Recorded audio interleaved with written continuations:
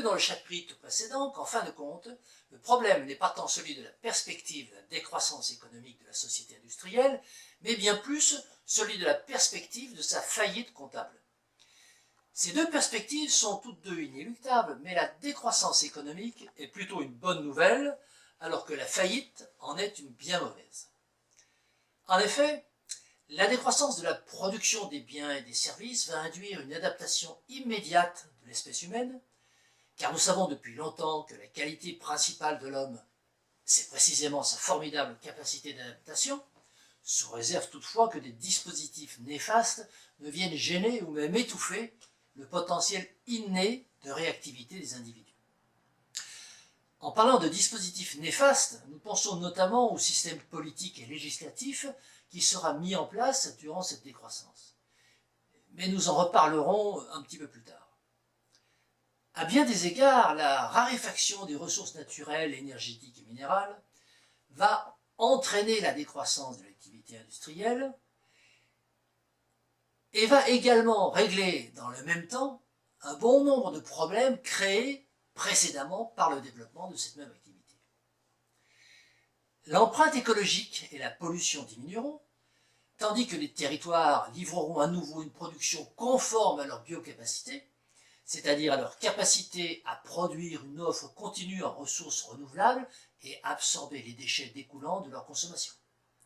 L'agriculture sera débarrassée des intrants chimiques issus des hydrocarbures, à savoir les engrais, les pesticides, les herbicides, les fongicides et tous les autres produits phytosanitaires de synthèse.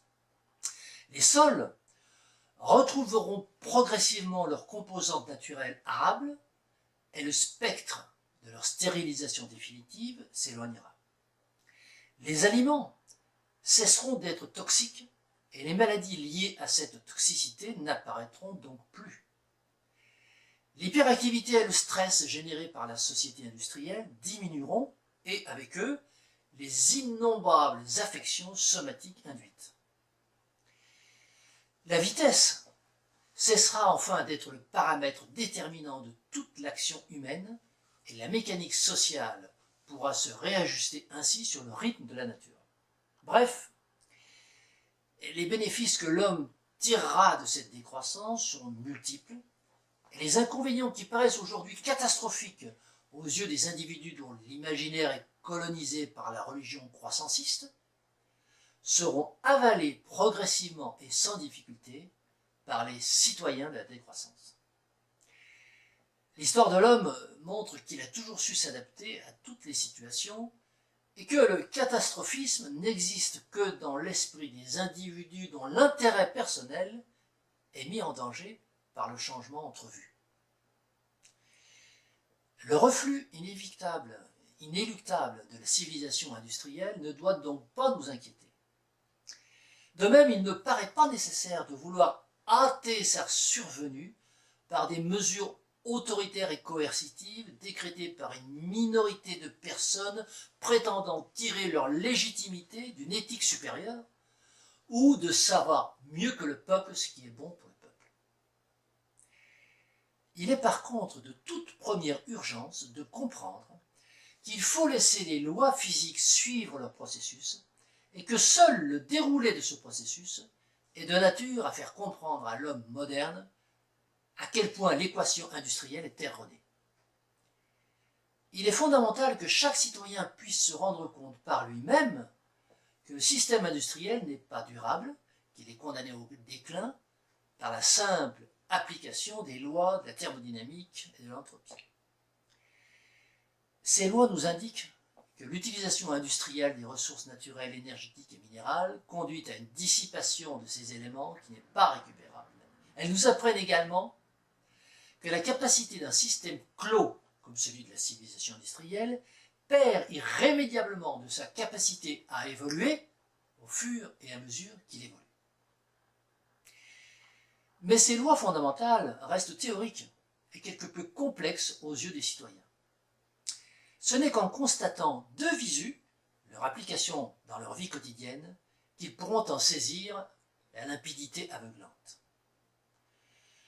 Toute action politique, impulsée par une élite minoritaire, pour accélérer le processus de décroissance ou même construire artificiellement une société dite sobre et frugale, même si cette action est inspirée par de bons sentiments, ne peut que porter en elle les ferments de la tyrannie et de l'obscurantisme. De la tyrannie, parce que les lois envisagées par les objecteurs de croissance visent à planifier toute la production de biens et services dans son ensemble, à interdire la publicité sous toutes ses formes, à introduire une réglementation drastique dans tous les domaines de la vie quotidienne des citoyens. Mais surtout, les ferments de l'obscurantisme, parce que la mise en place de ce programme autoritaire ne permettrait pas aux citoyens de comprendre par eux-mêmes le mécanisme physique et quasi mathématique de la décroissance industrielle. En résumé, la décroissance, ce n'est pas le problème. Elle est en marche et elle va nous ouvrir les yeux. Grâce à sa survenue, l'homme découvrira des lois physiques qu'il ignorait jusqu'à présent, ce qui le rendra plus intelligent. Et, en fin de compte, il s'adaptera comme toujours il l'a fait et comme il continuera toujours à le faire. Mais alors, me direz-vous, si la décroissance n'est pas le problème, quel est le problème? Eh bien, le vrai problème, c'est le spectre de la faillite, la probabilité de la banqueroute. Dans le chapitre précédent, nous avons affirmé que la société industrielle était en déficit comptable. Cela veut dire que son compte d'exploitation présente un déficit cumulé croissant depuis la fin des Trente Glorieuses, pour peu que l'on fasse figurer en charge des postes comptables ignorés volontairement par les officines de gestion de l'oligarchie régnante. Ces officines, vous l'avez compris, sont tout simplement les gouvernements des différents pays développés de la planète. Dans un compte d'exploitation classique, nous portons en charge les dépenses et en produit les recettes. Les dépenses de la société industrielle, ce sont les achats de matières premières et les rémunérations de toutes sortes. Les produits, ce sont les ventes, c'est-à-dire le chiffre d'affaires, ou encore la production de biens et services. Par souci de simplification, nous laisserons volontairement de côté pour l'instant le rôle perturbato-régulateur ou régulato-perturbateur de l'État, c'est-à-dire les prélèvements obligatoires et les subventions.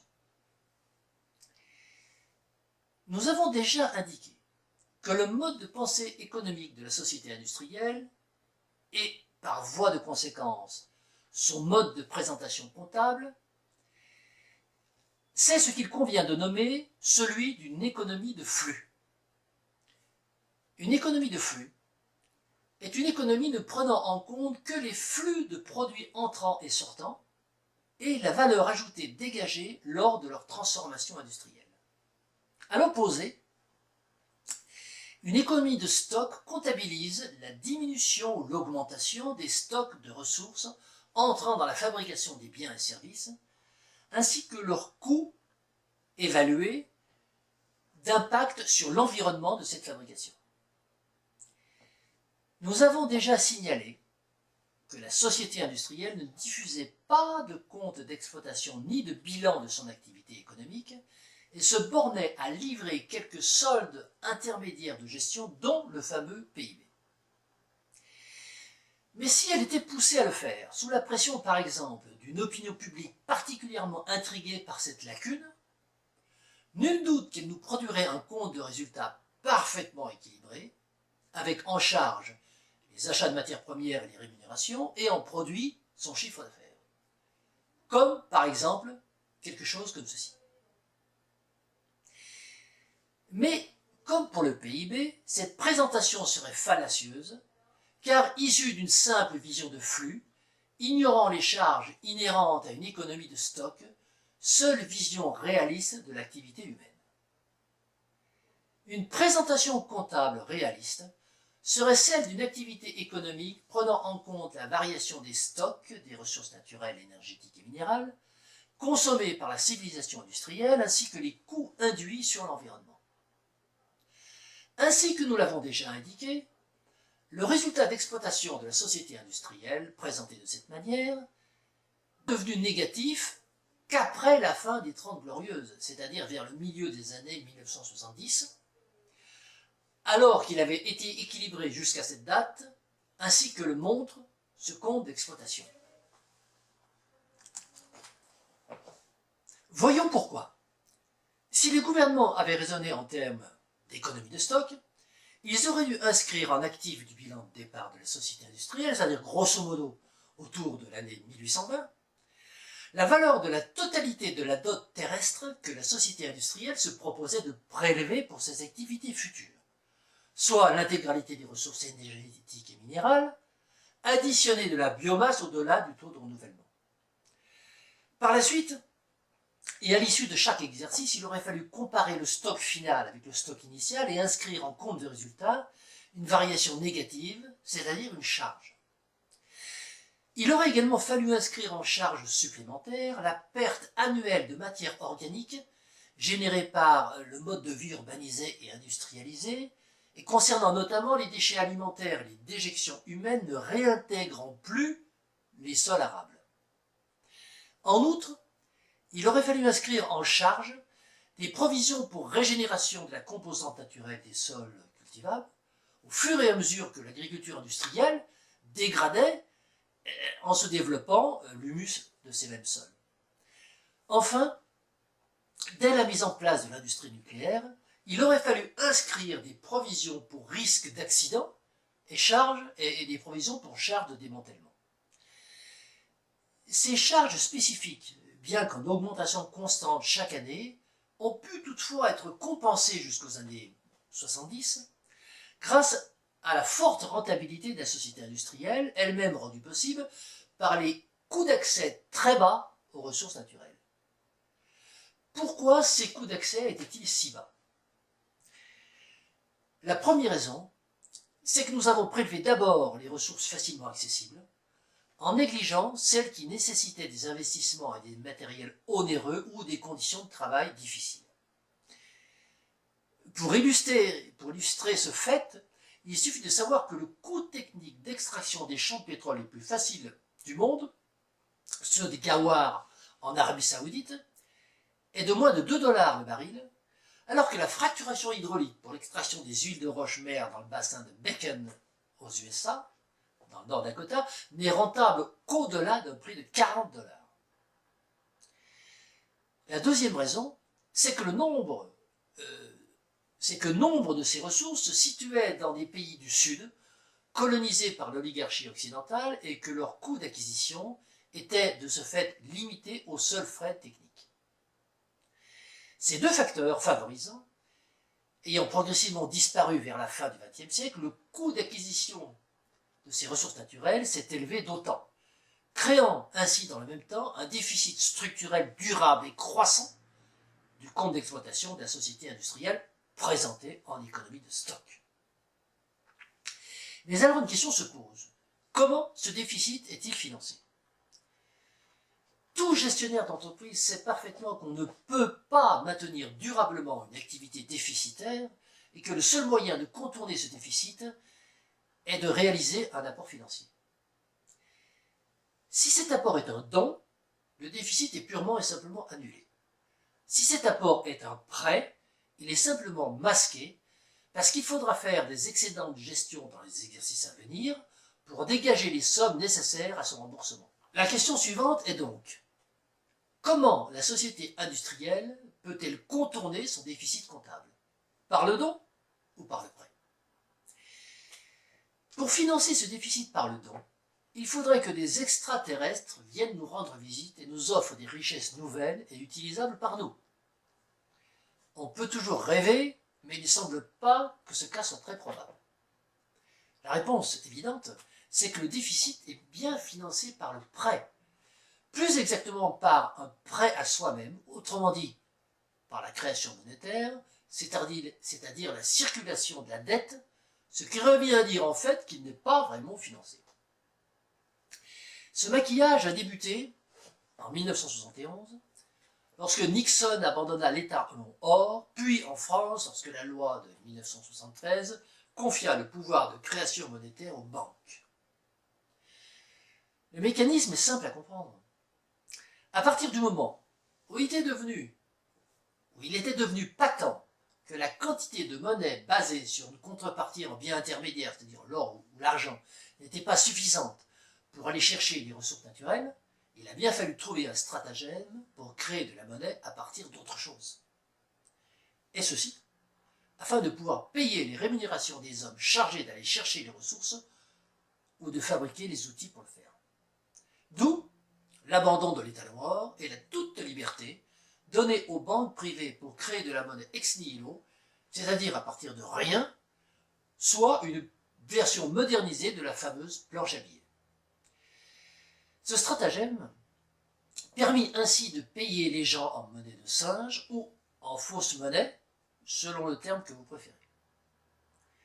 Le problème, comme nous venons de le dire, c'est qu'il va arriver un moment où il faudra bien rembourser cette dette colossale.